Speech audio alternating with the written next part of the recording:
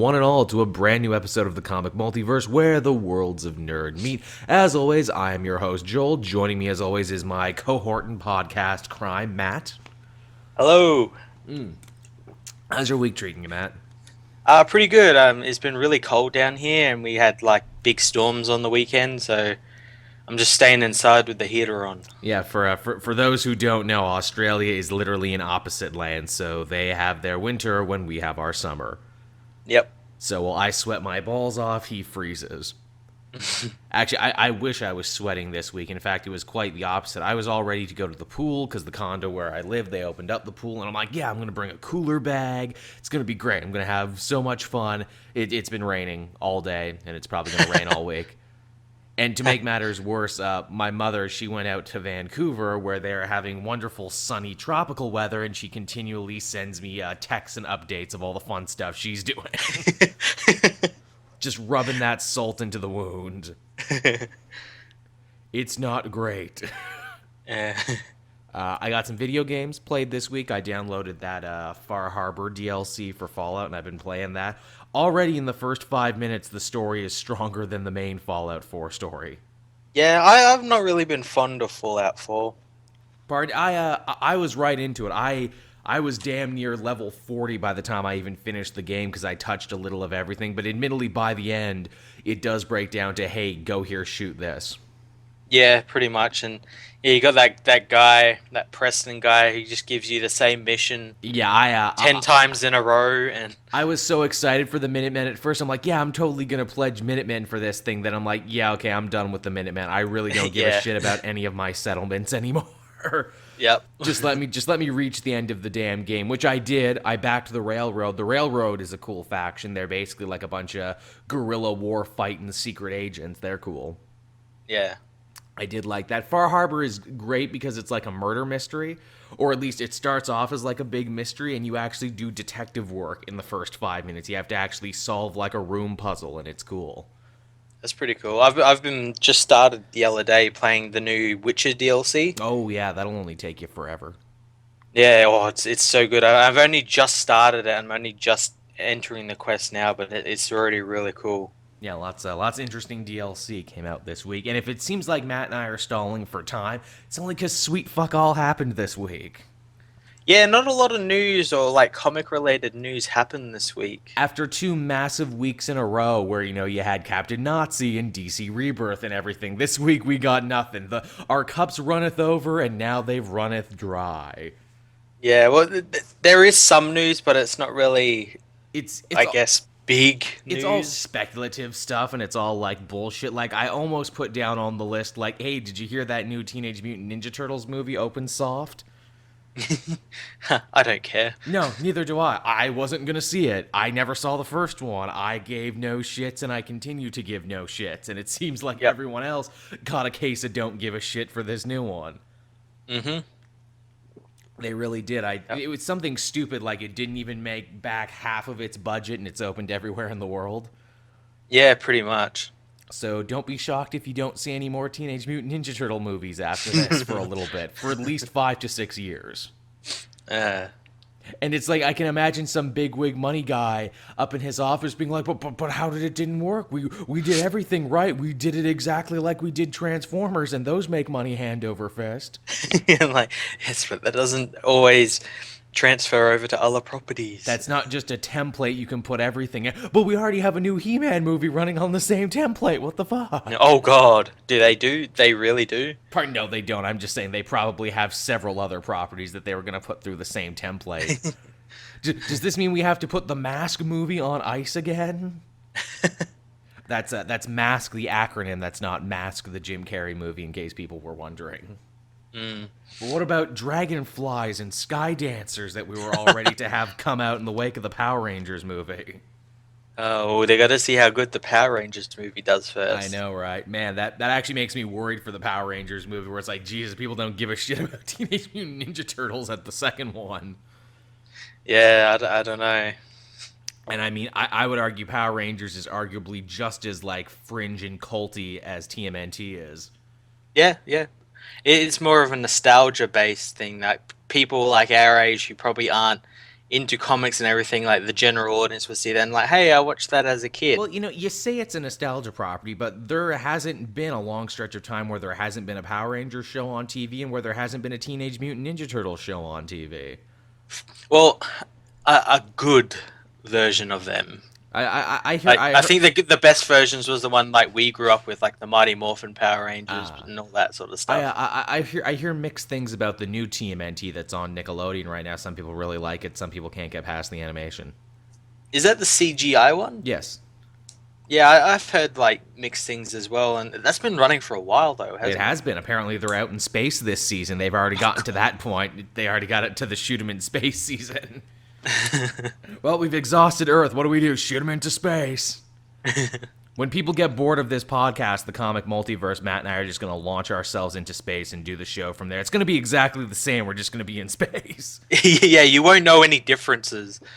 For There'll all be you- no differences whatsoever. For all you know, we could be in space right now. Yeah, you never know. Which means maybe I can put an end to my, backyard rocket ship program, which is basically me just paying a bunch of children around the neighborhood in Kool-Aid to tie Mentos to Diet Coke bottles to try and get me into space somehow. Yeah, onto a deck chair. Onto a deck chair one of these days. One of these days I'm going to get there. Well, Joel, what about your helmet? How are you going to breathe in space? Don't worry, I got a fishbowl. Or no, I got a Bane mask. Oh, there you go. Or better yet, I filled a garbage bag with oxygen. It'll be fine.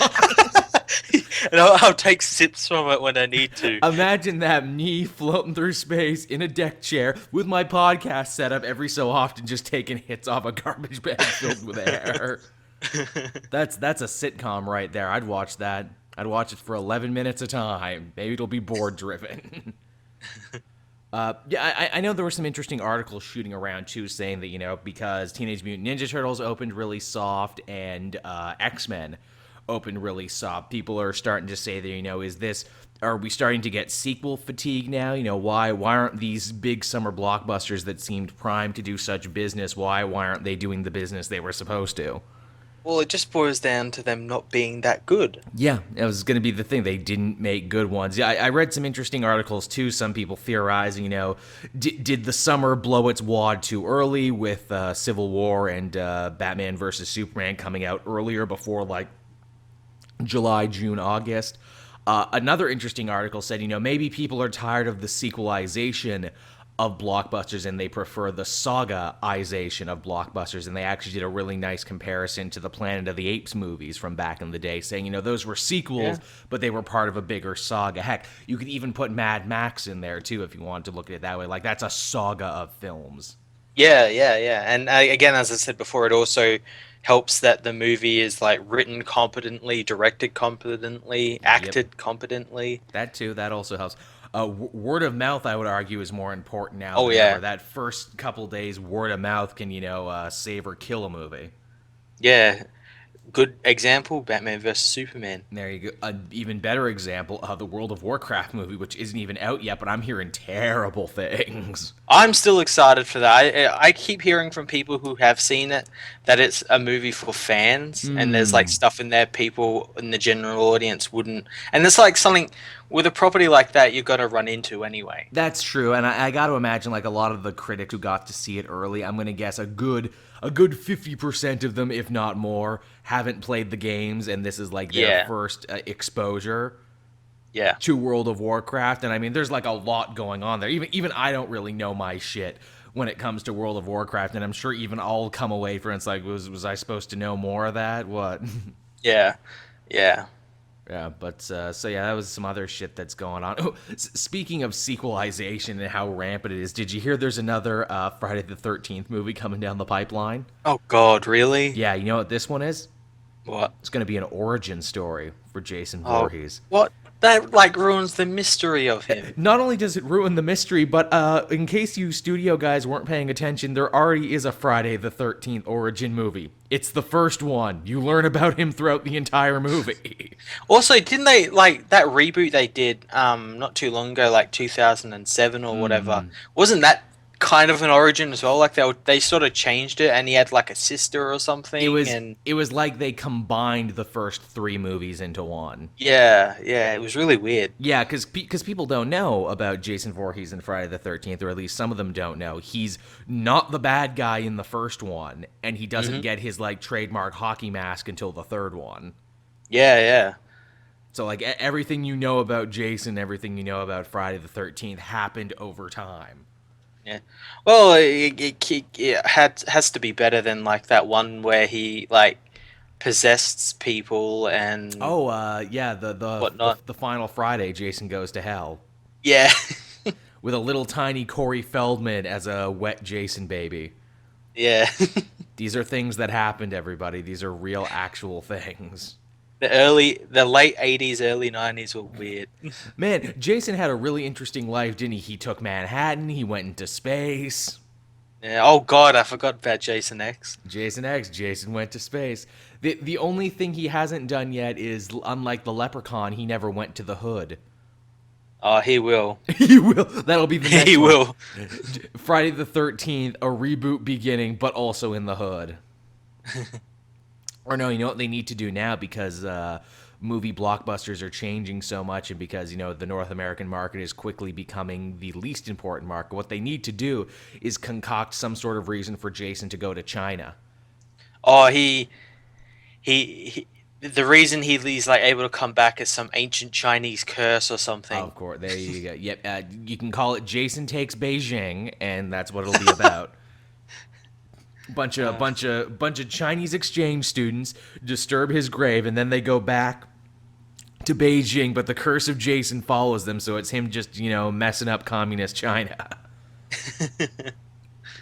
I joke, but that'd be $1 billion franchise right there. Yeah, it probably would be. I mean, come on, share the love. I mean, you know, American teens have been getting killed in their sleeping bags in their campground forever by Jason. Just share the love. Have it be a whole Jason world tour. He can go to Europe. It can be Jason Takes Europe. The Jason World Tour. Jason driving around in the Jason jet will be the thing. It's just a big hockey mask jet. That's how he flies around.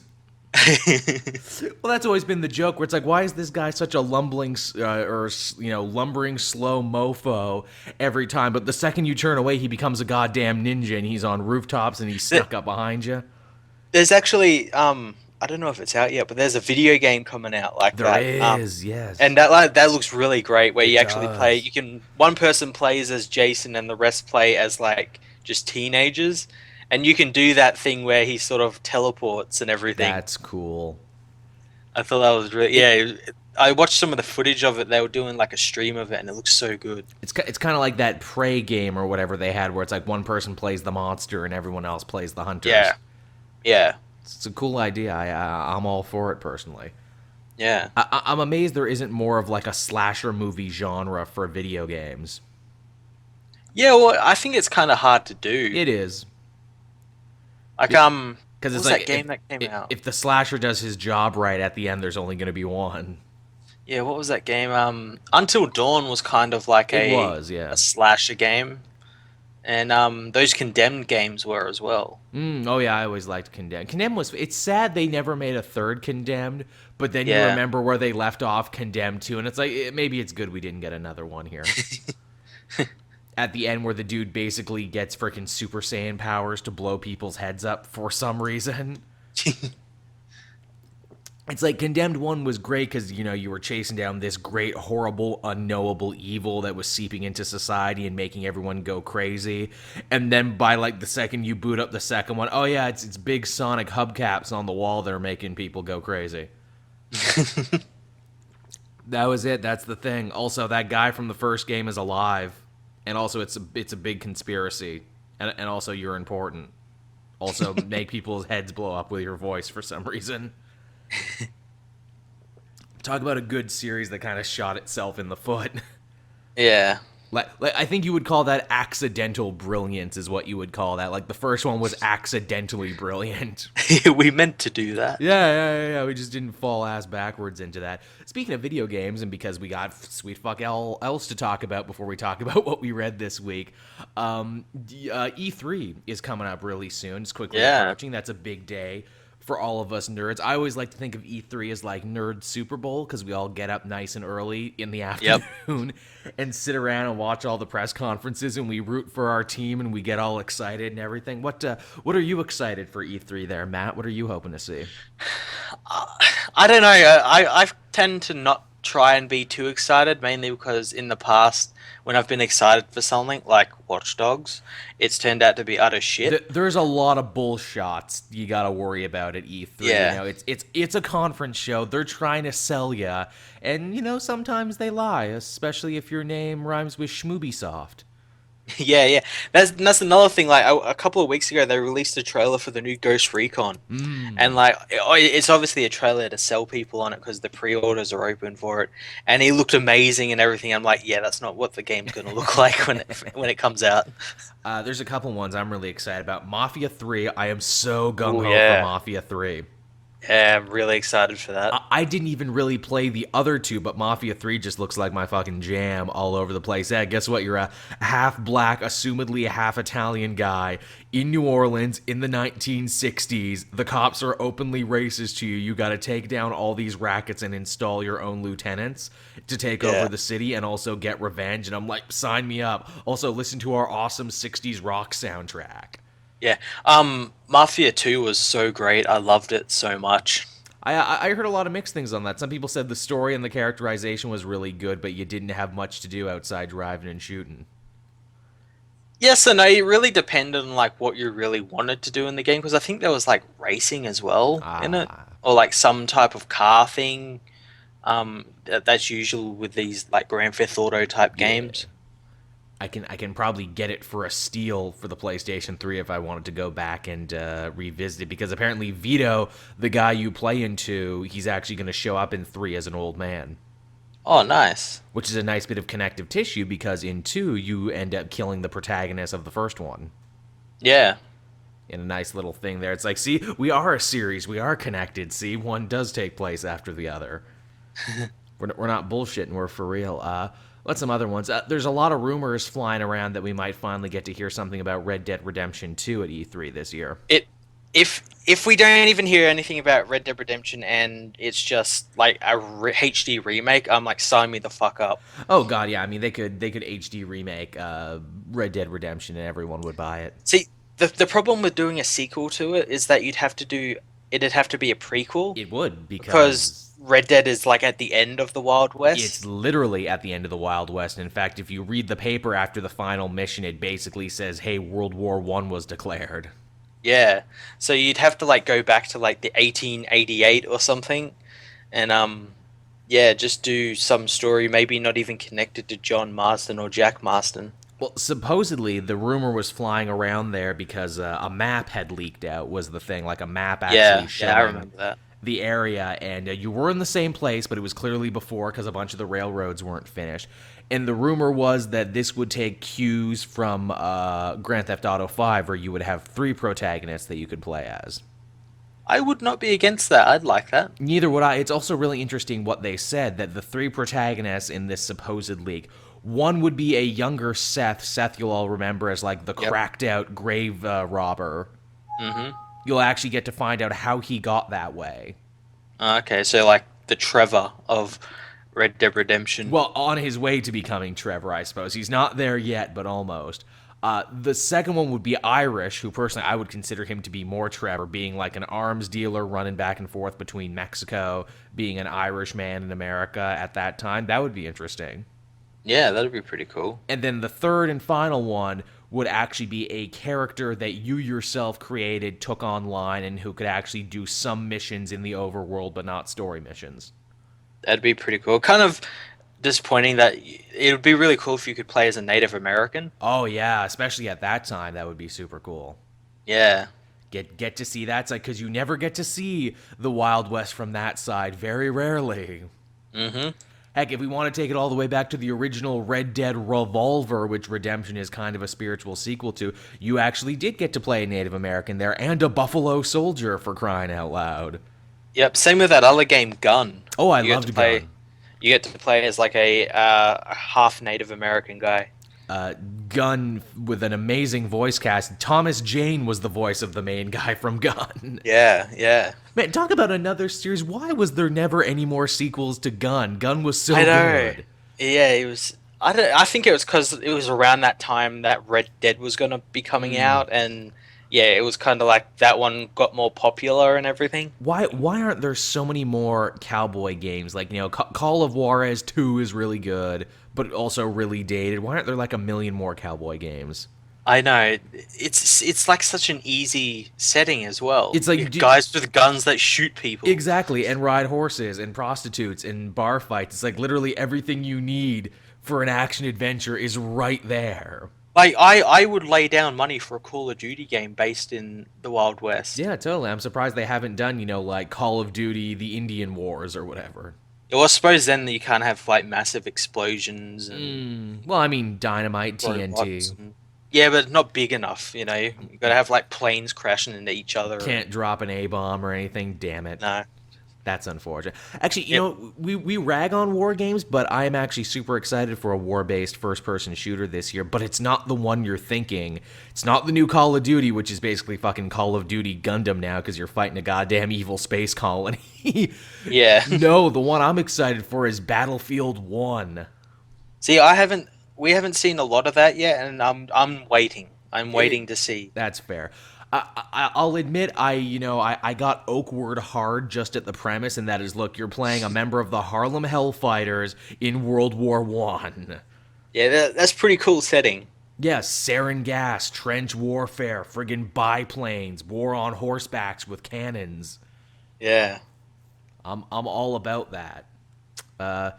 Jesus Christ, man, we've been talking for almost half an hour about video games in our comic book podcast. We hope you appreciated this half game talk, everybody. I'm sure post E3 we'll mention this more, but I guess now that that's out of the way, we can hop into the what we read this week portion of the show, which we actually had quite a lot to read because this was the first week of DC Rebirth titles. But moreover than that, as always, in podcast housekeeping, I would like to take this opportunity to thank everyone who gave to the Patreon, who helped make this show possible, who helped give the show a home on Podbean, which, FYI, we've been doing really great on Podbean, Matt. We're averaging about 200 new downloads a day. That's awesome. Or not a day, a week, sorry. Man, that would be great if it was 200 a day. Let's get it up to 200 a day, everybody.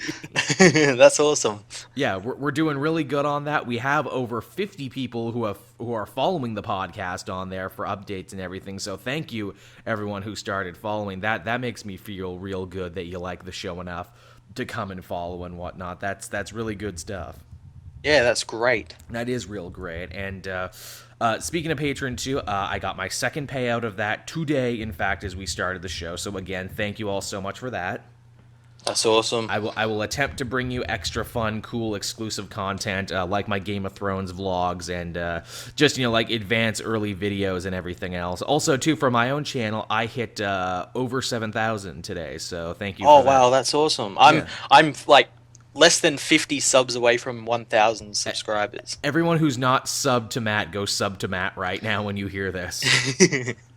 Just show Matt some love, everybody. And I guess with that we can get into what we read this week. Would you like to go first, Matt? Considering this is the first time we're actually talking about comics we've read this week in a while. In almost a month. I know, Jesus Christ. Well, we picked a good time to come back to it because we got the Civil Wars and the DC Rebirth. We got plenty to talk about. Yeah, so I guess I'll start with the Rebirth one since everyone wants to hear about them. Of course. And the first one I read was the Batman Rebirth. Oh, you started with Batman. That's very unlike you. I assumed you would start with Superman. Well, I got them all and they were in alphabetical order, so I just went, Batman. Batman was weird this week because it was kind of like a double joint between Tom King, the new writer, and Scott Snyder, the writer on his way out. They didn't really start a new story. They just kind of told another one. Yeah, it was like the in-between. It really was. It was kind of like it was the torch passing off moment a little bit. Yeah, yeah, and it was great though. I liked this new Calendar Man they're making. Yeah, radically redesigned version of the Calendar Man, a guy who actually now ages with the season is the thing. He's like a Yeah, freaking Lovecraftian monstrosity, like he's actually reborn from his own skin.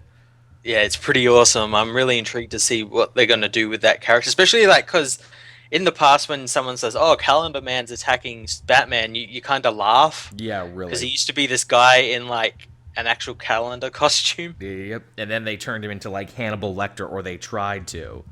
Yeah, and now it seems like they actually are going to. Yeah, that definitely felt like a Scott Snyderian idea where it's like, what do we do to make this guy interesting? It's like, well, we got to take the thing of calendars, but we got to like expand upon it.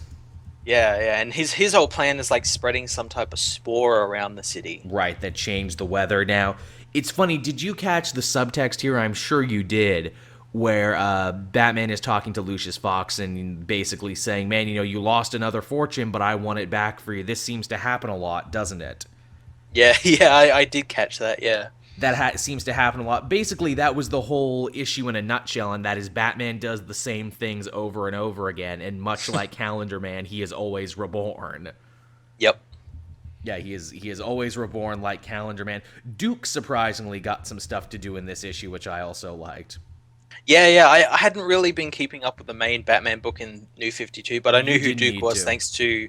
thanks to Zero Year and everything and all that sort of stuff. Yeah, you didn't really need to keep up to know what was going on with him. It's funny, you get to see them kind of go to the next stage of their relationship. And with Duke saying, I don't even really think I need a Batman right now. I think I'm doing pretty good on my own. And Batman going, good, because I don't really need a Robin right now. I got too many. Yeah, yeah. So I got you this really sick yellow outfit. Yeah. I like the sick yellow costume. I wonder, are we going to see that again? Because on the cover of Detective Comics, which is apparently the book that Duke is supposed to be featured in, he's not wearing the sick ass yellow costume. Yeah, I think we will because he wore it at the end of this issue to Yeah. like help Batman. But yeah, I think he'll come out every now and then maybe because he's like still training. Right. Yeah, and he's living in the Batcave now basically as Yeah. well. He got to move up to the big house. He got to move Yeah. on up to the east side to live with Batman.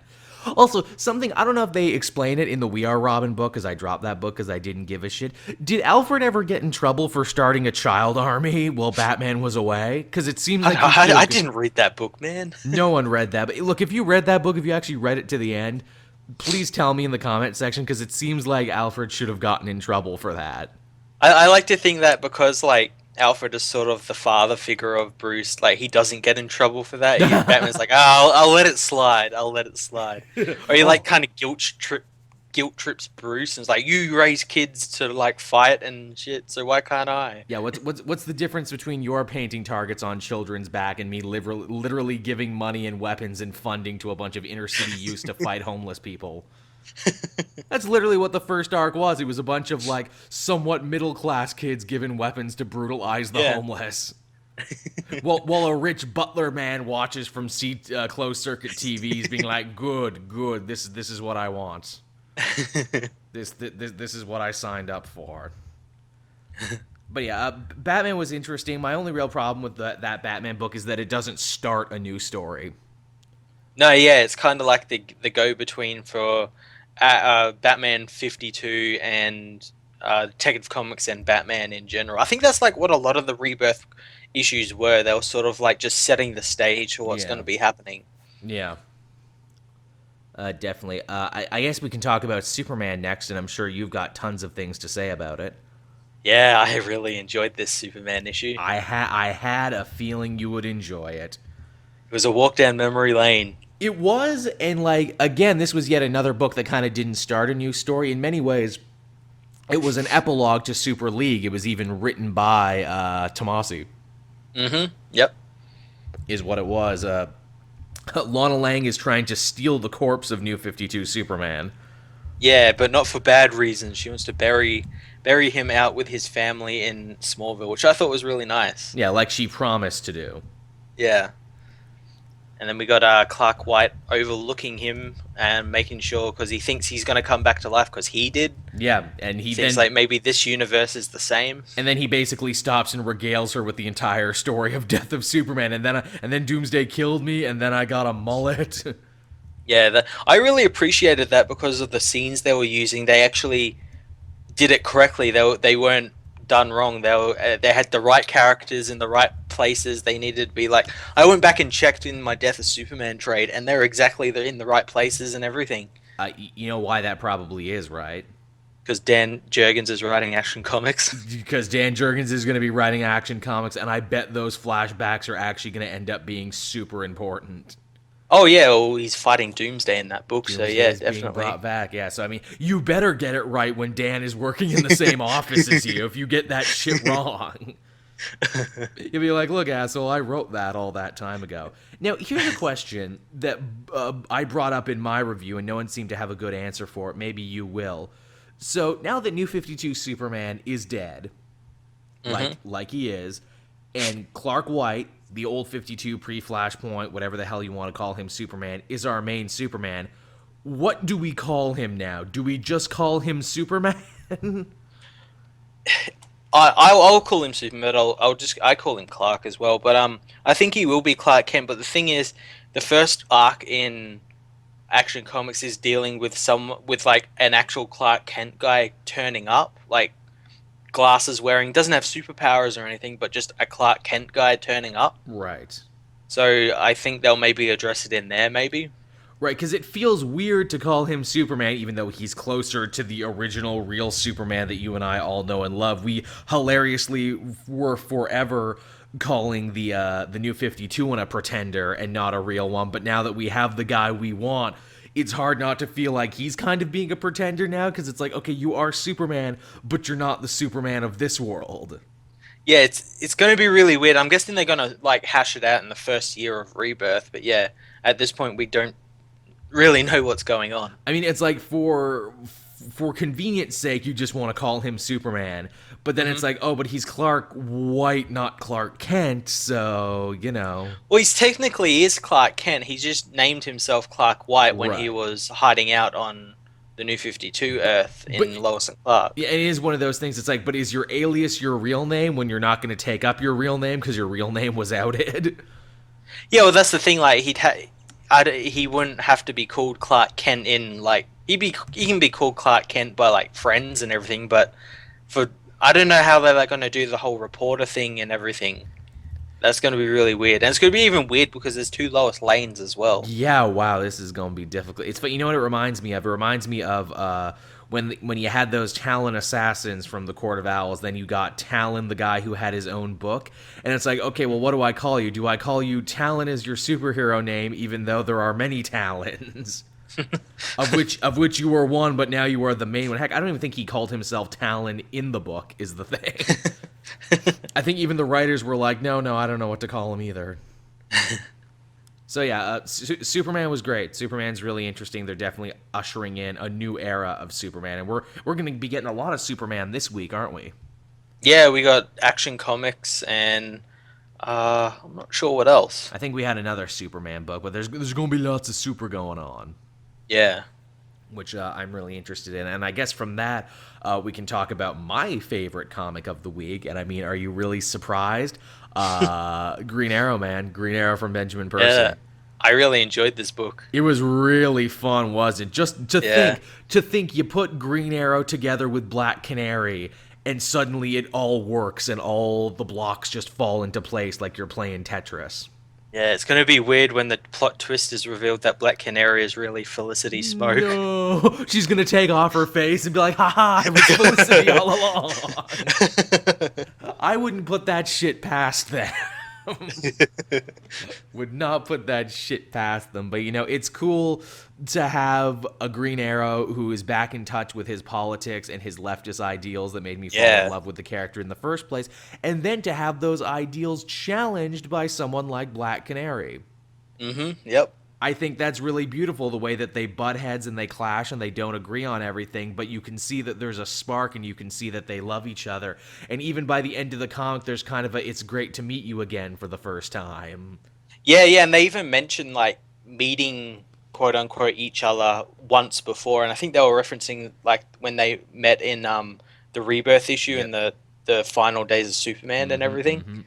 So I thought that was pretty cool. It just works. It's like you get to see one of the most beloved comic book relationships be brought back. I felt the same way about this as I'm sure you felt reading the Lois and Clark book and being like, "Oh, good, they're Hmm. back together again." Yep.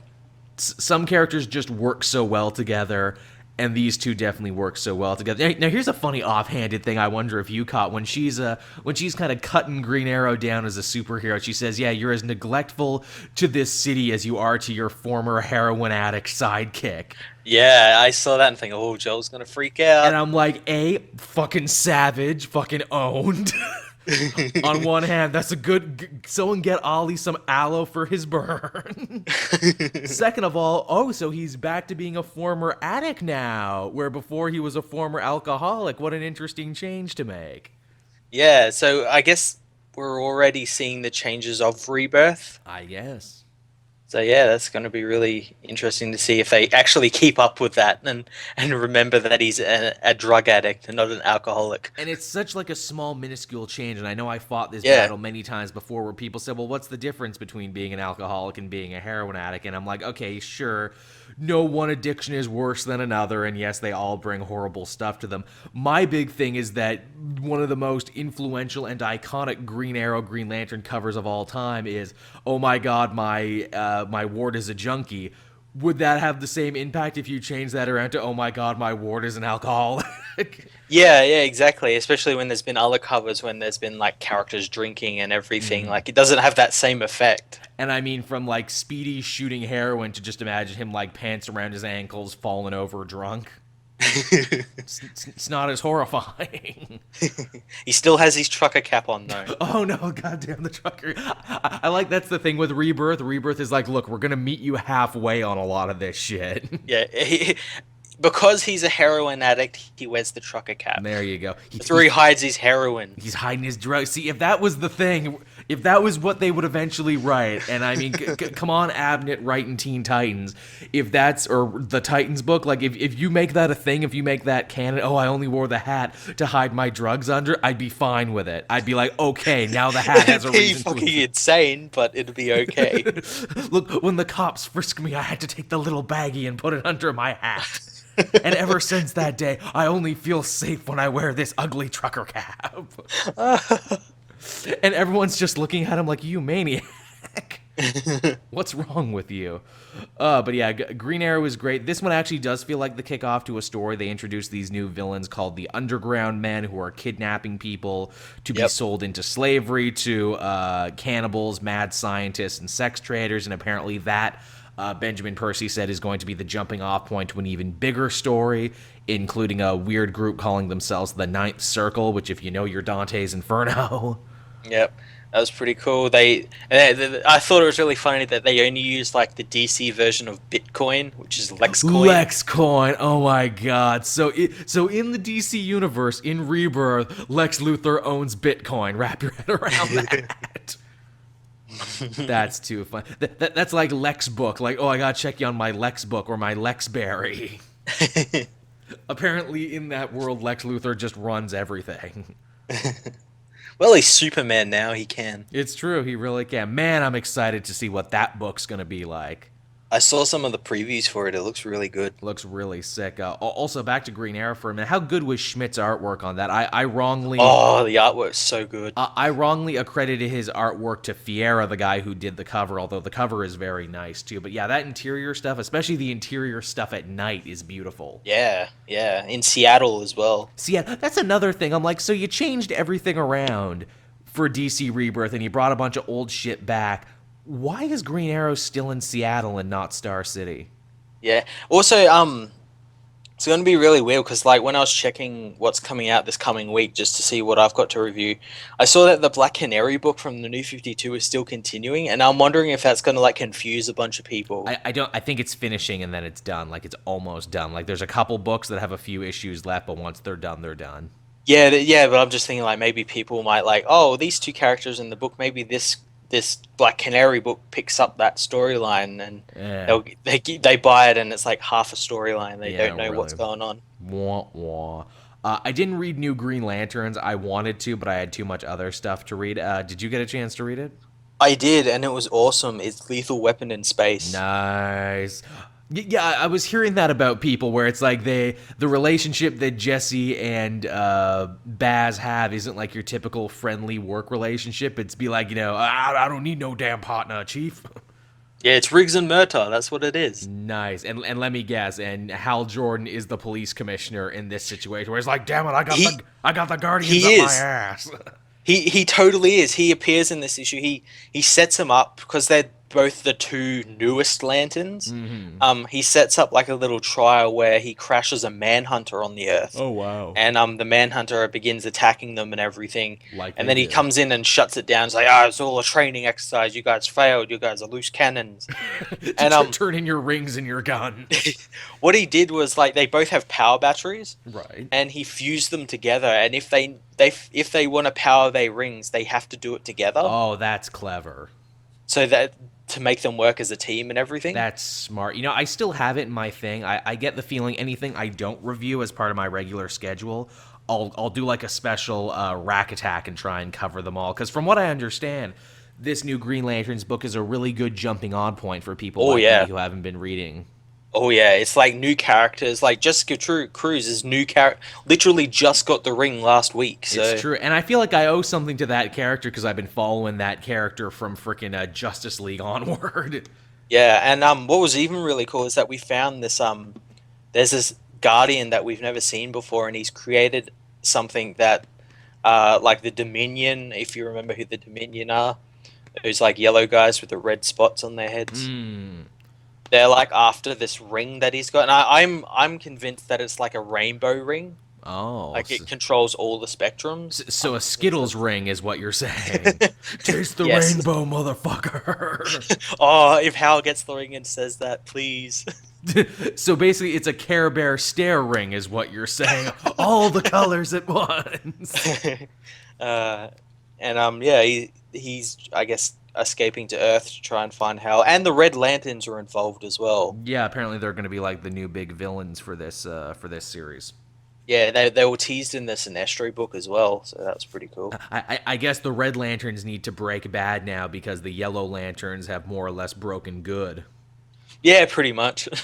Which They apparently, need to fill that gap. which apparently, if you want to learn more about that, you got to read the Hal Jordan and the Green Lantern Corps book because apparently that picks up with what happened with Sinestro and everything. Yeah, so I'm glad I read all of Sinestro. Yeah, really. Shit. Man, Sinestro was the one I wanted to read more than anything. It was the one I wanted to jump into, but I'm such a goddamn completionist. I'm like, no, I can't jump into this until I have all the background information. Well, you could just like read that book. There's like I think 21 issues or something. Something like that now. Yeah. Oh, maybe I should. Maybe I'll download it and put it on my pad for if I'm out at the pool or out at the beach. Be like, okay, time to catch up on some Sinestro. There you go. There you go. I mean, that's the thing. Like the DC Rebirth is supposed to be jumping on point, so maybe this is where I jump on. This is the point. I guess that does it for all the DC Rebirth books this week. Yep. Which I mean, geez, there was quite a few. There was 4. That's a lot. Yeah, no, it was really weird as well. Like you got Batman, you got Superman, that's all right. Then you got Green Arrow. It was really weird. And like, Green why wasn't there Lanterns. like a Wonder Woman one? I can understand Green Lanterns because Green Lanterns is really popular. Yeah. But yeah, Green Arrow seemed like a tier 2 sort of thing. I think- whereas it should have been like Superman, Batman, Wonder Woman as well. I think that's just the luck of the draw of what books happen to be done already That's in part of true. this cycle, because some aren't even done yet. That's true. Yeah. But yeah, we'll talk more into what we can expect next week when we talk, or this coming week, or today, I guess. I forget the show goes up on Wednesday. Yep. We can talk about that when we get to the end. But yeah, that's the DC side of things. So let's do a hard bank over to the Marvel side of things, and I guess we'll have to talk about DC, or I'm still thinking DC Rebirth. It's so ingrained in my head. No, Civil War 2 is the other thing that's going on. Yeah, Civil War 2 issue 1. I liked it. I thought it was pretty good. I enjoyed it too. I thought it was all right. I thought they did a good job setting up the conflict between superheroes. I think it's a lot more relatable than the conflict that was there in Civil War 1, or at least the sides are on more even footing than they were in the original Civil War. Yep.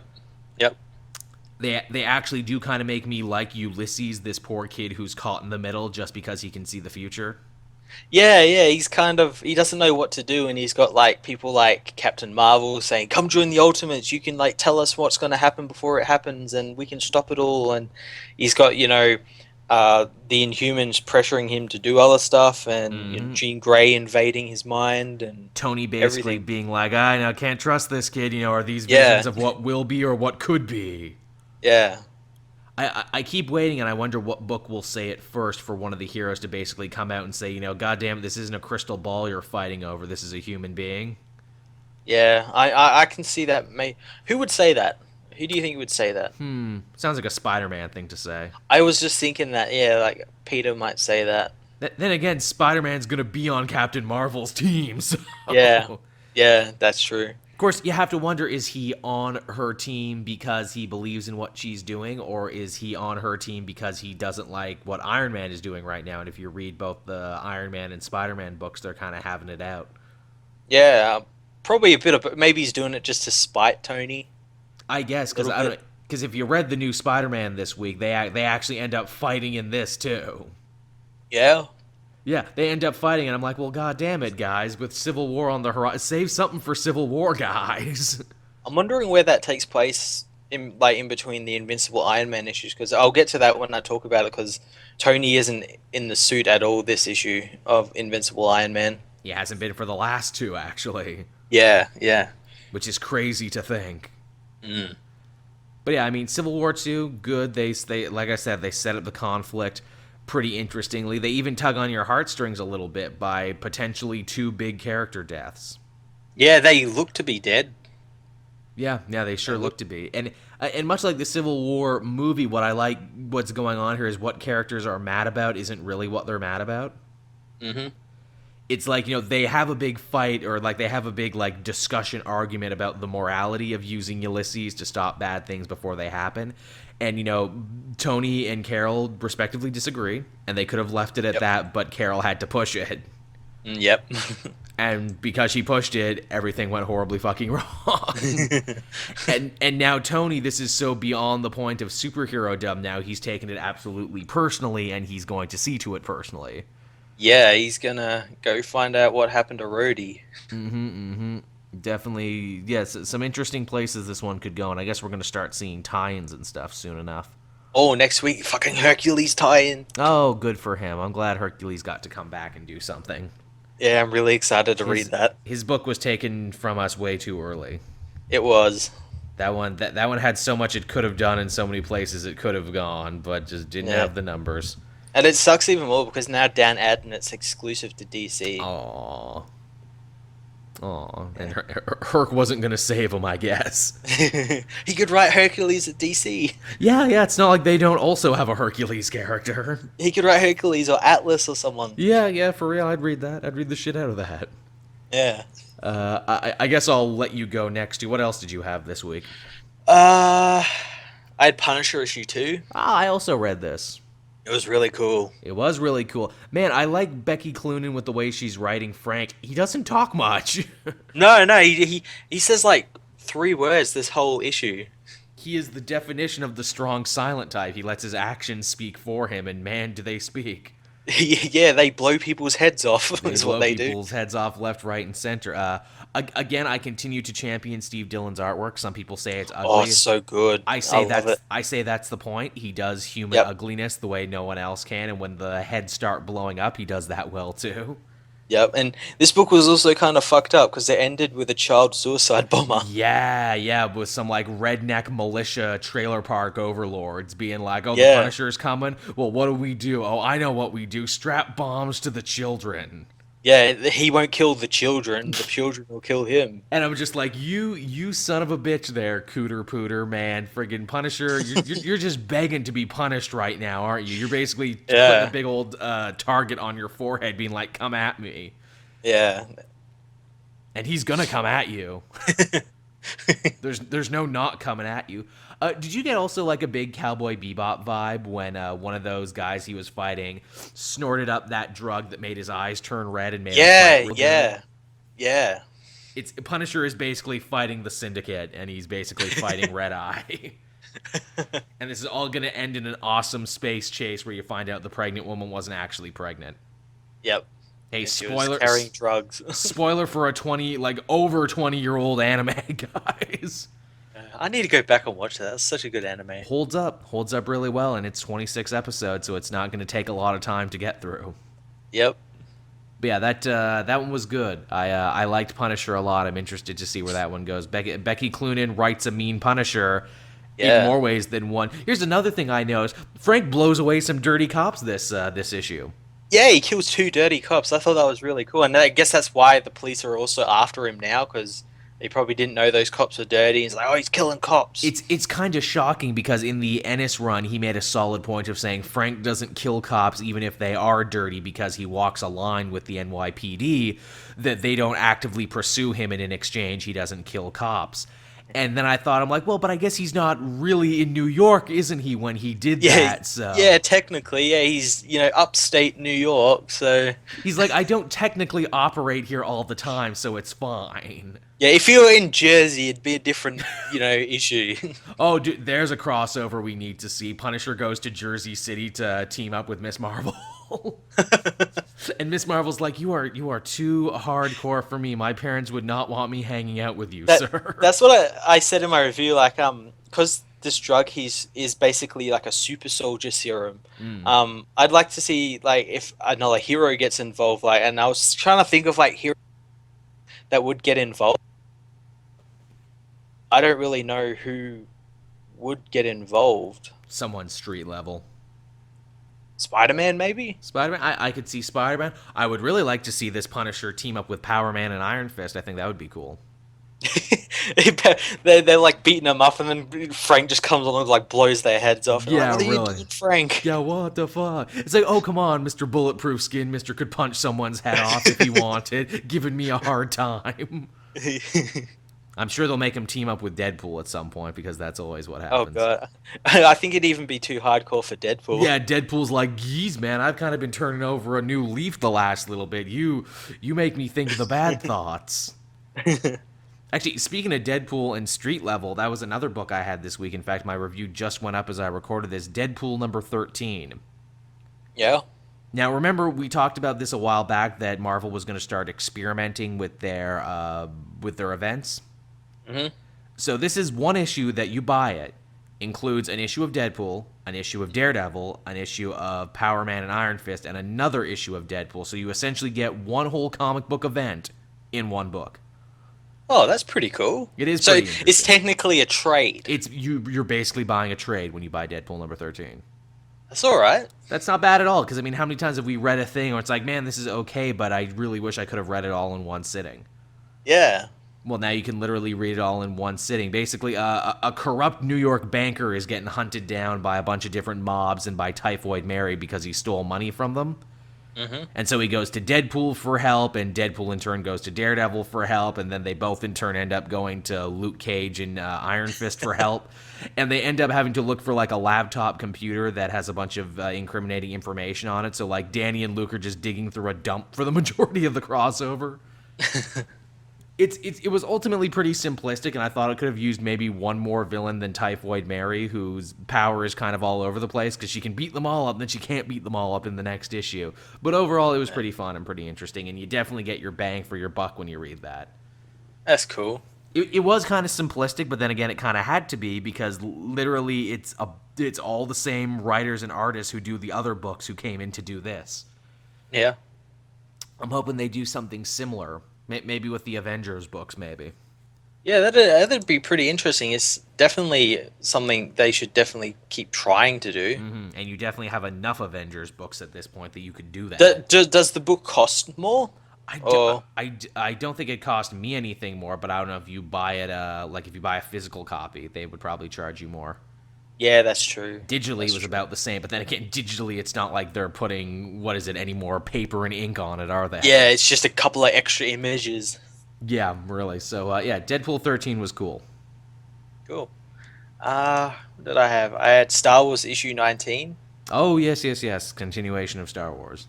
Yeah, it's the last Rebel prison issue for that story arc. We find out who the bad guys now. You're behind on Star Wars, Oh, aren't I'm you? so fucking behind. Did you end up reading the annual though? No, I wanted to. It's on my pad. I never got a chance to read it. All right. Well, in that annual, there was a rebel spy named Eneb Ray, and I remember you he's the telling me the bad. story. Yeah. Yeah, he's the bad guy in this Oh, issue. holy shit! He survived Emperor Palpatine's Force torture. lightning And, him to death. yeah, he got out alive, but with some scars and everything. And he's doing this. He's like taking over the rebel prison and killing off all the Imperial inmates to show Princess Leia what needs to happen with the rebellion. Like he thinks she's too soft. Mm-hmm. So he's just like offering all these Imperial like prisoners and stormtroopers and whatnot, and says this is what you should be doing, not holding them up in the prison near a sun and giving them food and water and everything. You should just be killing them. Mm-hmm. And yeah, So he's a little aggro, is what you're saying. He's a little yeah, aggressive. yeah. He's basically coming back for revenge because Leia basically abandoned him on Coruscant, Wow. and he's a bit pissed off at that. Just a little bit, just a wee bit. Yeah, and the good thing is that he actually survives through this, and when he gets captured, he actually ends up escaping. So he's off somewhere, and Aphra ends up escaping as well. That's cool. She's going off, and the really cool thing was the tease at the end of this issue, which teased this new Stormtrooper Commando unit that used lightsabers. Oh. Yeah, and it was really cool. I saw some designs from like a month ago, and they're all like specific classes. Like you've got like your heavy demolitions, you got your sniper, you got your recon, and all that sort of stuff. So that looks really cool. Sounds like my kind of thing. I had a Power Rangers comic this week. Oh yeah. This was a very special Power Rangers comic, though. This isn't part of Kyle Higgins' main series. This is a spin-off mini-series, Mighty Morphin Power Rangers Pink #1, one of 6 issues. I'm guessing it's about the Blue Ranger. Yes. It's all about Billy. It's all the answers you ever wanted to know between Turbo and Zeo. What happened with him? Yes. No, it's a story about Kimberly. But weirdly, as I made the joke, it is super involved in terms of continuity. Brendan Fletcher and the other person who wrote it really did their homework. Yeah. Oh God, yes, did they ever? So you remember when Kimberly left the show, right? Yeah, vaguely. Kat took over and she left the show to be part of like some, the way they wrote her, I was like, oh yeah, she's going to the Pan Olympic Games in Europe or whatever for gymnastics because she's so good at gymnastics. This story actually picks up with her there in Europe. Oh, really? Yeah, with her no longer being a ranger, and her parents go missing back in the small town in France where they live. So she hops on her motorcycle, which she drives, and tries to go back to find them in the little French villa, and they've all disappeared, and a bunch of like lizard monsters are kidnapping people. Huh, okay. So she has to fight them guerrilla warfare style without her powers, but luckily she has saved up like a bow and a bunch of Mad Max shit. She's basically been doomsday prepping, waiting for something like this to happen. That's awesome. And then you're thinking, well, why doesn't she just call the Rangers for help? She tries, but they're off planet. Okay then. Yeah. So she has to handle this all on her own. And then it gets even better because the writer does another continuity pull. Remember when they fired the original Black, Red, and Yellow Rangers because they asked for more money and replaced them with 3 new ones? Yes. And they did the whole Sword of Light transfer thing where it's like, oh, with the Sword of Light, we can transfer the powers. So Kimberly doesn't have access to her power because someone else is using it right now. Zordon gives her the Sword of Light, and because of it, she's able to make a brand new Pink Ranger costume on top of her Mad Max gear. Oh, that's awesome. It is. I'm like, why is this story so fucking cool? Because it doesn't have a TV budget. I guess it's like, you would think like, oh, really a spin-off on Kimberly, really the Valley Girl of the team? I didn't think she's that interesting. No, apparently she was the most interesting one. You just didn't know. Yeah. This is the brilliant thing about writing for a show that had super one-dimensional characters, because you can write whatever you want and you're never wrong. You can do whatever you want. This is so cool. I hope when this 6 issues is done, I hope we get that Billy series I pitched. I hope we learn more about Zach. I hope we learn more about everybody. Well, that's the thing. Like, if this miniseries is popular, then I reckon all of them would probably get one. Dude, everyone go buy this.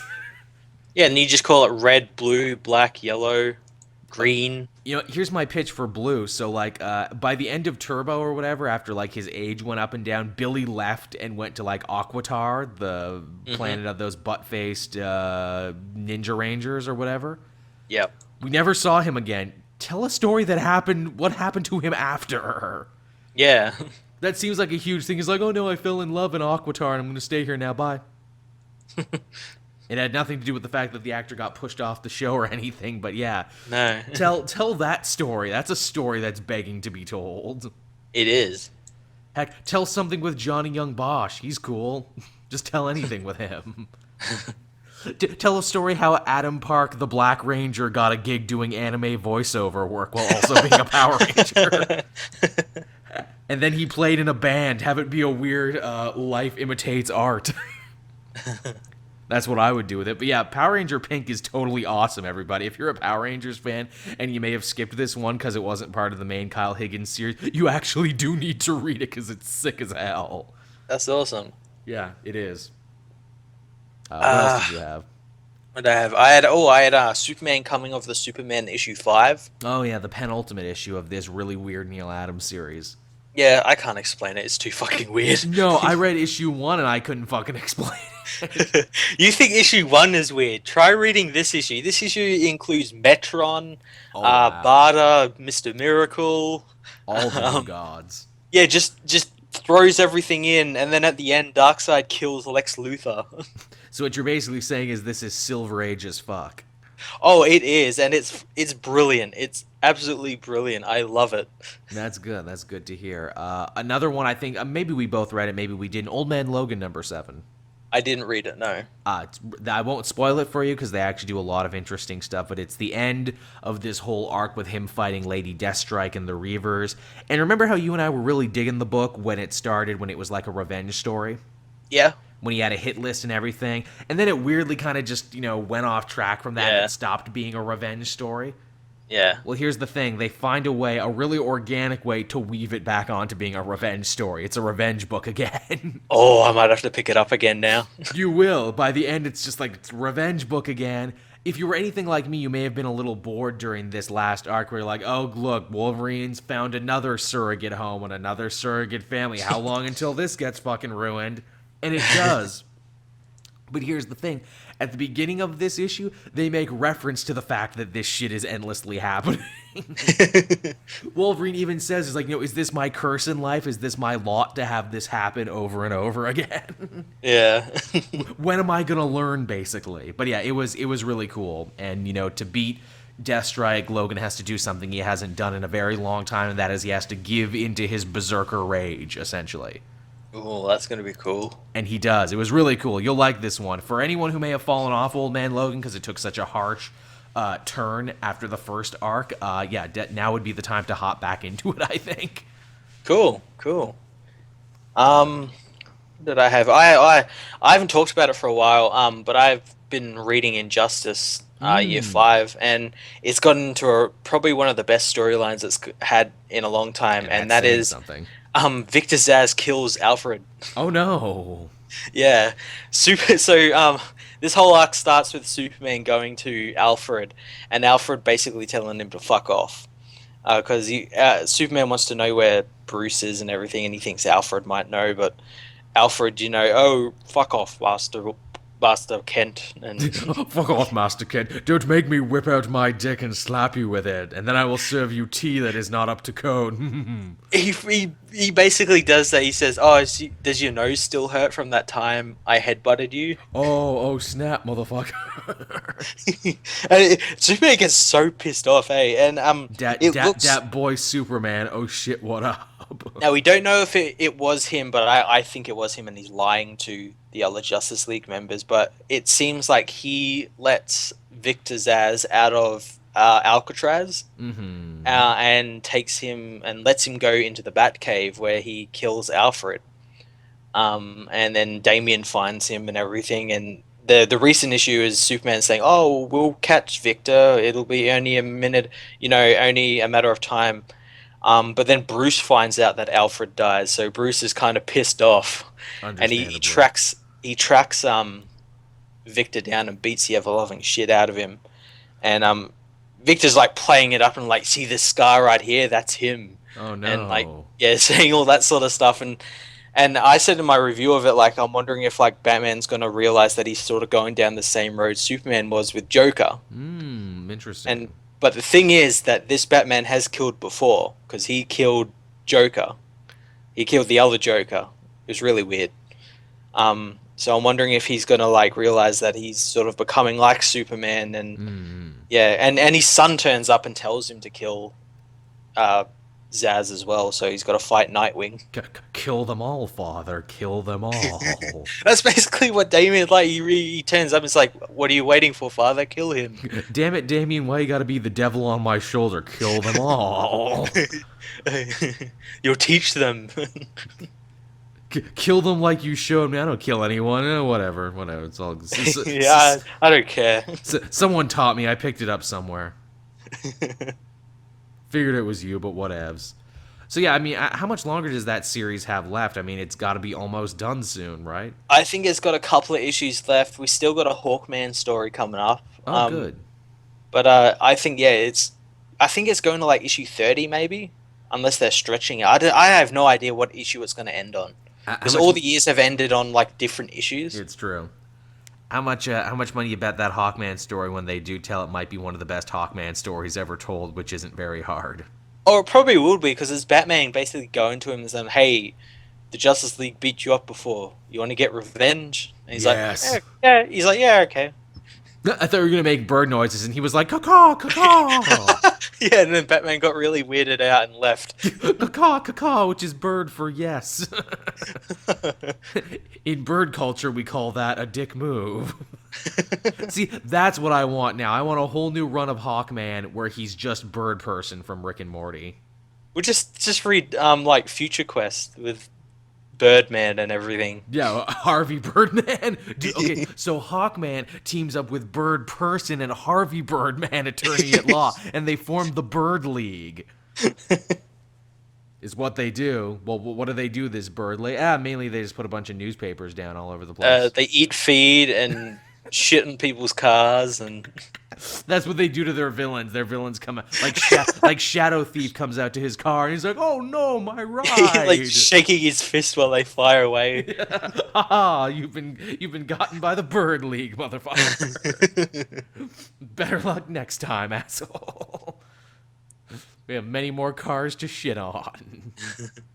And it's not like tiny bird-sized shit either. It's like full-grown human being-sized shit.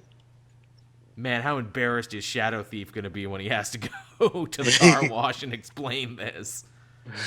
But it's also white like bird poop, though, is the thing. Yeah, think about that. Or don't, whatever, I don't care. So yeah, that was your Injustice, huh? Yeah, it was pretty good. I think I have one more I have to talk about, and then the other ones I haven't read yet or are too old. I read All New, All Different Avengers. Yeah, this is some storyline with Vision, right? No, that was last week. This is the continuation of the Nova thing. When Tony Stark promised Sam Alexander, "Yeah, we'll totally come to space and help you find your dad," and that's what they're doing. Oh, really? They're gonna find Sam? Yeah, which is so weird. It's like you're doing this here and now and not in the Nova book. Yeah, that's really weird. What a slap in the face to everyone who followed Nova all this time. Well, apparently the Nova book's going to deal with it too. I bet what's going to happen is they're going to try and find him, but they won't, and that's how the story's going to end. Yeah, they're like, "Oh, well, we got to the moon and got bored, so we're going to turn back now." Yeah, they actually landed on some weird Chronicles of Riddick planet where like some monster comes every night to eat everyone, and their ship got shot down. Oh, okay. Of course, they find out that this monster isn't actually eating people. The monster's transporting them to another world, and guess what world that is? Which one? Why, the Negative Zone, of course, with Annihilus. Oh, of course. So it's an all new, all different Avengers versus Annihilus. I'm like, okay, I can get behind this. Cool. I'm all for this. Yeah. I would like more of this. It's cool, too, the way their ship flies. Tony literally says, in a fun bit of foreshadowing, he's like, "Yeah, I took this one off old Reed Richards. He didn't need it anymore." I retrofitted. He's not around anymore because of right issues. Yeah, I retrofitted it. Instead of a power core, Thor can just power it with her hammer. And she's just sitting there holding the hammer. It's like, hey, you okay there? You okay there? Throw your arms getting tired. It's like, would anyone else like to hold the hammer for a bit? Oh yeah, that's right. No one else is worthy. No one else gets to join my cool hammer club. It's just me, making sure none of us die out here in space. And it's great, too, because Miles Morales and Kamala Khan are like, oh my god, space, this is amazing. This is the greatest thing ever. And Nova's like, oh, yawn, been there, done that. I literally do space every day, you fucking plebes. That's me. That's what I do. That's what my life is about, is Sam Alexander. Yeah, that's awesome. But yeah, that's what that one is about. Speaking of that, speaking of the all new, all different Avengers, you said you want to talk about Iron Man too. Yeah. Iron Man issue, was it 10 this week? I want to say yes. Yeah, it was pretty cool. Tony's going undercover to sort of find out who this Tomo woman is. She's some sort of techno golem or something. Yeah, she's an Inhuman. We find out. Yeah, so that's really cool. I like her powers. I think they're really cool. It is cool, and I'm glad that they put put a restrictor on, which is like, yes, I can take any technology into myself, ... for a short amount of time. Yeah, she has to let go. That's why, like in that last issue, that base exploded when Tony's suit ruptured or something. Yeah.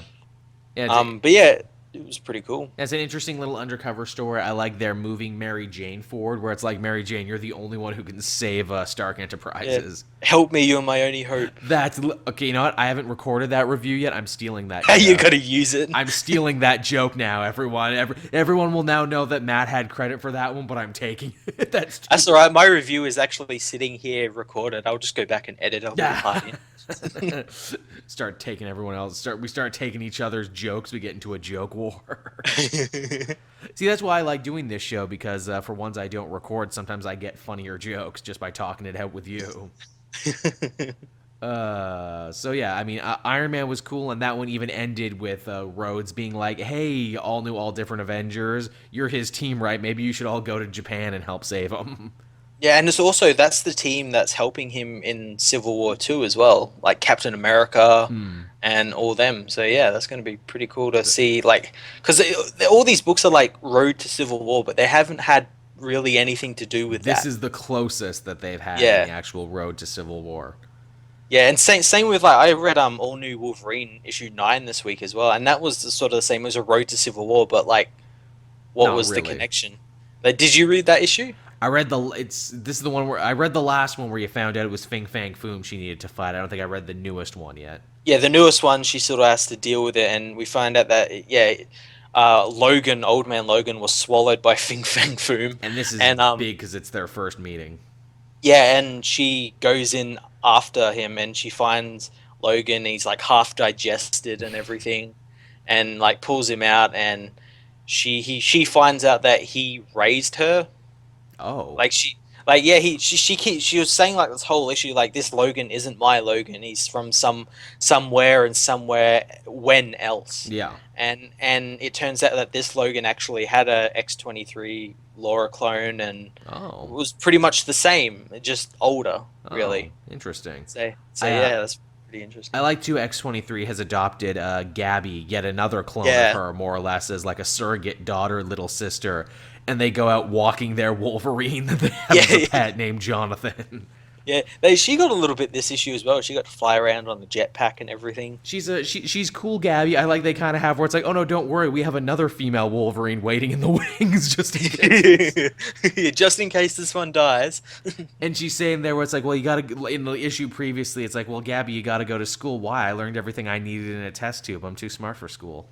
And she's like, all right, I'll order you some noodles. Yeah, fair enough. Man, those noodles looked good that they were eating.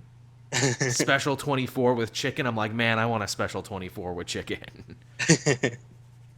And that they were talking to Maria Hill, and Maria Hill agreed. It's like, yeah, special 24 with chicken. Apparently everyone in the superhero community just knows about this. Yeah. And also, Captain Marvel and Iron Man were in that issue as well, in the most recent issue. So I guess that's sort of like the tie-in for it. Right, that's what I'm trying to say. Heck, Miss Marvel had some interesting tie-up into that, where they both came to try and help her in an issue, and you kind of saw them fighting over who was mentoring and who was rearing her the best. So I'm like, so this is really where the seeds are planted for Civil War 2 right here. Yeah, Tony just like hacked Captain Marvel's like planner, and she's like, "Well, I'm going to go to every place she goes to and like talk to the people she talks to and trying to get them to come on my side now." Well, it's funny you should say that because in the new Spider-Man book, I told you he and Peter were fighting, and one of the reasons they were fighting is that Tony went to the batting cages with Miles, and it was supposed to be Peter's day to go to the batting cages with Miles. He's just like sneaking in. Yeah, he's literally taking all of his friends. He's like, your girlfriend's working for my company, and now I'm trying to get your apprentice to come hang out with me because I'm cooler. Come on, Miles, come hang out with me. I have a sports car, and I'll let you stay up till 10. I'm the cool parent mentor figure man. That's awesome. And Miles is like, I have parents, right? I'm not like one of these orphaned wonders out here. Like, I actually do have a family who loves me that I need to go to. And it's like, come on. Come hang out with me. So was that it? I think that was about it for me this week. Yeah, that was pretty much. I've still got 2 comics to read, but yeah. Same here. I gotta read Moon Knight, and I gotta read another one, but I know I gotta read Moon Knight, and I still have a couple sitting around from last week that haven't gone up yet. I still got Uncanny Inhumans and Nighthawk. I'm collecting Uncanny Inhumans. I'm liking it. I'm a couple issues behind, but I'm liking when I read it in a lump sum. The new story is so good. Is it? What's happening now? It's a Medusa Johnny Storm storyline. Oh, nice. And Medusa's sister Crystal likes Johnny as well, and you think it's going to be it's going to be like a normal love triangle, but they all 3 of them get abducted by a guy who's trying to host a contest of champions. But before he does, he chokes on his food and dies. So the planet they get taken to is it's like a ring world that's around like a sun. And because that guy dies, he was like linked to the sun, and the sun starts dying, so the planet starts falling apart and everything. So Johnny, Medusa, and Crystal have to put aside their differences and rescue everyone. Well, shit. It's so much fun. That does sound fun. I guess with that out of the way, we can get into what you can expect is coming out today or later in the week for Matt and me. Yep.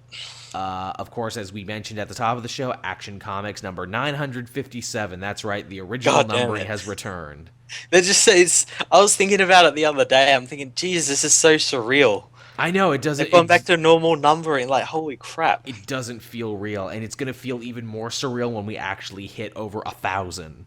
Yeah, that's only going to be happening in, like, the next year, I think. Yeah, give or take. Because it's like, they're twice monthly, so... Yep. We got Aquaman Rebirth number 1. That'll be interesting. Yep. Yeah, I'm actually really excited for that. I was excited for it before. I thought Abnett, who was also doing Aquaman, was doing a pretty solid job. Yeah. We got Detective Comics number 934. So there you go. Yep. Some more Batman in the same vein. You got Earth 2 Society number 13, which I'm going to assume is the final issue. I don't know. I guess I'll find out. It's the last issue, maybe the last issue ever. Here's hoping if it is, they wrap it up in a decent manner. We also got Flash Rebirth number 1. Ooh, that's going to be good. I'm going to try and give that one a look. Like I said, if I don't review them when I should, I might put them as part of a big video and try and cover at least all the new number 1s. Yeah. Wacky Raceland number 1. I guess Scooby-Doo versus the Apocalypse came out. This is the next one in that. I actually read the Scooby-Doo one and I thought it was kind of yeah.